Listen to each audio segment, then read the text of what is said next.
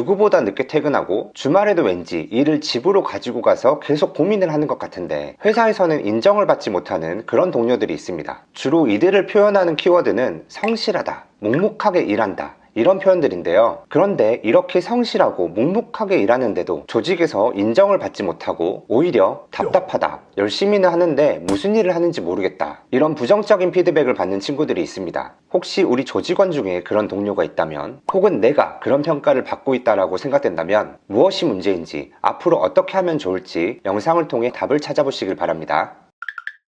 열심히 일하지만 제대로 인정받지 못하는 친구들에게는 두 가지 공통점이 있는데요. 첫째, 업무 과정에서 질문을 하지 않습니다. 둘째, 결과물에 자신의 주장이 담겨 있지 않습니다. 어떤 문제에 대해 지시를 하면 1차원적인 결과물을 만들어 옵니다. 아주 간단한 사례를 예를 들어보면, 연말에 팀 회식을 하고 싶은데 회식 장소를 퇴근 전까지 좀 알아봐 줄래? 이런 요청을 하면 네 하고 대답을 하고 이후로 아무런 질문이 없습니다. 그리고 퇴근쯤에 이런 결과물을 내놓습니다. 땡땡 돼지갈비, 땡땡 횟집, 땡땡 중국집, 이렇게 단순히 리스트만 전달하는 경우가 있습니다. 실제로 제가 예전에 채용을 진행할 때도 비슷한 상황이 발생한 적이 있는데요. 예를 들어 이력서가 약 50개 정도 접수되었다. 그래서 한 팀원에게 퇴근 전까지 좀 괜찮다고 생각되는 이력서 5개만 좀 추려볼래? 이렇게 요청을 하면 정말 퇴근 시간에 5개의 이력서만 메일로 전달됩니다. 업무를 진행하는 과정에서 상대방의 의도나 방향성을 전혀 고려하지 않는 친구들이 있습니다. 예를 들었던 회식 장소를 정하는 일을 맡았다면 가격대는 어느 정도로 생각하세요? 조용한 분위기가 좋으세요? 아니면 연말이니까 조금 시끌벅적한 그런 분위기가 좋으세요? 1차와 2차를 따로 하실 계획인가요?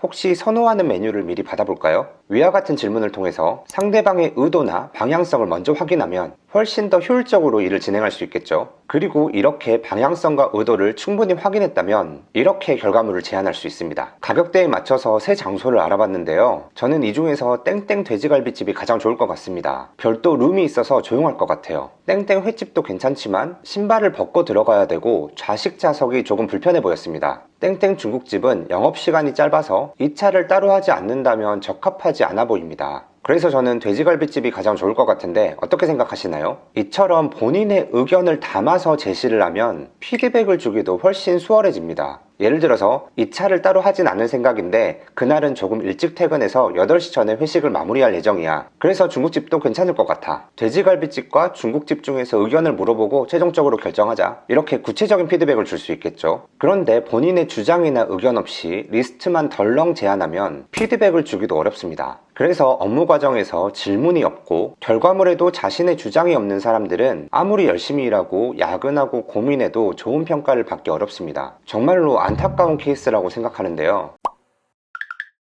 첫 번째로는 아직 훈련이 부족한 경우입니다. 아직 이런 식으로 일하는 방식이 익숙하지 않을 수 있습니다. 저는 대기업에서 일할 때 이런 훈련을 정말 많이 받았는데요. 사실 대기업이라서 그런 것보다는 대기업에서 좀 까다로운 팀장을 만나서 이런 훈련을 정말 많이 받았습니다. 보통 대기업에서는 대리 과장급까지는 의사결정권을 가지고 있지 않은 경우가 많습니다. 보통 의사결정권은 파트장, 팀장급부터 가지고 있는데요. 그래서 대리과장급은 팀의 의사결정권자가 잘 결정을 내릴 수 있게 돕는 역할을 합니다. 따라서 보고가 일의 중요한 부분을 차지하게 되는데요. 많은 결정을 동시에 내려야 하는 팀장 대신 고민을 대신해주고 그 고민의 흔적을 보고서에 담는 거죠. 그런데 좀 까다로운 팀장을 만들면 보고를 할 때 정말 많은 질문을 받게 됩니다. 다시 한번 회식 장소를 예로 들어보면, 거기까지 어떻게 이동해야 해? 지하철역과 가까워? 걸어갈 만한 거리야? 룸이 별도로 있어? 좌석이 너무 붙어있진 않아? 영업시간은 몇 시까지야? 이런 질문들을 미리 고려하지 못하고 보고를 하면 다시 한번 알아보겠습니다 라는 말만 반복하게 됩니다. 그러면 대체 뭘 알아본 거야? 이렇게 짜증이 나오기도 하죠. 회식 장소로 예를 들었지만 기업의 보고는 모두 이런 방식입니다. 재무적인 요소는 고려했나요? 혹시 이런 리스크에 대해서도 생각해 봤나요? 이렇게 많은 질문과 여러 변수를 고려해서 여러 가지 대안을 제시하고 그중 본인의 주장을 담은 최적의 대안을 제시하는 이런 훈련이 업무를 통해서 반복됩니다. 하지만 함께 일하는 동료들 중에서 아직 이런 훈련이 부족한 경우가 있을 수 있습니다. 그래서 만약 우리 팀에 그런 동료가 있다면 나의 고객, 업무 지시자에게 사전 질문을 통해서 방향성을 잡고 내가 중점적으로 고민해야 될 부분을 명확하게 한 후 여러 선택지 중에서 본인의 주장을 담은 최적의 안을 제시하는 이런 과정에 대한 훈련이 필요합니다. 업무 지시를 함에 있어서도 단순히 회식 장소 좀 몇 군데 알아봐 이렇게 지시하는 것보다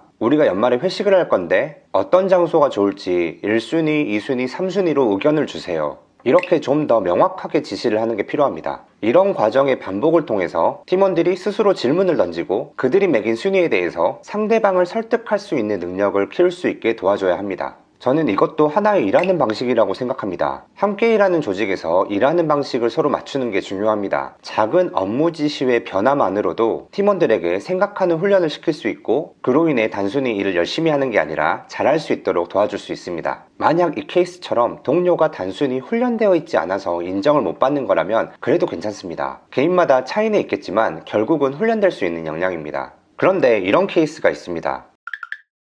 남들에게 거절당하거나 거부당하는 것을 두려워하는 그런 사람들이 있어요. 이런 두려움은 기질 혹은 성격적인 면도 있겠지만 일을 하면서 후천적으로 학습되는 두려움인 경우가 많습니다. 예를 들어서 회식 장소를 좀 알아봐라. 이렇게 지시를 받았는데 어떤 메뉴 위주로 알아볼까요? 이렇게 질문을 했을 때 그것까지 내가 일일이 말해줘야 돼? 상사에게 이런 피드백을 받은 경험이 있다면 그때부터는 질문이나 소통 없이 그냥 본인의 일만 묵묵하게 하게 될 수 있습니다. 질문을 하거나 소통을 하는 것 자체가 두려움이 되어버린 거죠. 내가 질문을 하면 상사한테 혼날 거야. 상사가 나를 싫어할 거야. 내가 어떤 주장을 해도 저 사람은 마음에 들어하지 않을 거야. 이런 생각이 각인이 되면 그 순간부터는 그냥 입을 다물고 그냥 열심히만 하게 되는 그런 동료가 되어버립니다. 이게 정말로 안타까운 케이스인데요. 특히 경력 사원들의 경우 지금의 직장이 아니라 과거의 회사에서 상사에게 받았던 부정적인 피드백 때문에 현재의 리더에게도 같은 두려움을 느끼기도 합니다.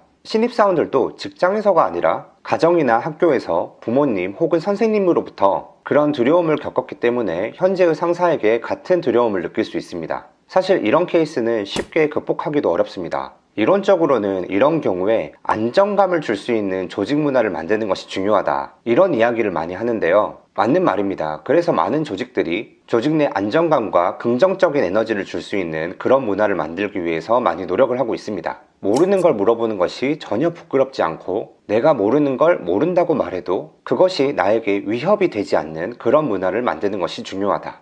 하지만 저는 이런 문화가 성공적으로 정착되는 것을 많이 보지 못했습니다. 오히려 이런 문화는 이렇게 소통과 피드백을 주고받는데 두려움이 없는 사람들이 모여서 그런 문화가 만들어지는 것이지 그런 문화 덕분에 두려워했던 사람이 두려움을 극복하게 되었다. 이런 경우는 흔치 않습니다. 만약 이게 가능하다고 해도 시간이 오래 걸리는 일입니다. 조직은 바쁘게 움직입니다. 그리고 조직 내 여러 의사결정에서 갈등이 생길 수 있고 잡음이 발생할 수 있습니다. 아무리 좋은 리더라도 이런 상황에서 한 번쯤 짜증을 낼 수도 있습니다. 감정적으로 될 수도 있고요. 인간이니까요. 그런데 리더의 이 한 번의 짜증으로 조직의 모든 안정감이 박살나는 그런 경험을 많이 겪어봤는데요. 인간은 100번의 칭찬보다 한 번의 부정적인 피드백을 더 깊게 간직하고 그것만 기억하게 되는 경우가 많더라고요. 그래서 두려움이 많은 친구들이 이 한 번의 부정적인 피드백에 다시 깊숙이 숨어버리는 것을 정말 많이 봤습니다. 그래서 단순히 우리는 서로에게 비난이 아닌 피드백을 합니다. 이런 캠페인만으로 조직 내 안정감을 주는 건 쉽지 않다라고 생각합니다. 그럼 어떻게 해야 될까요?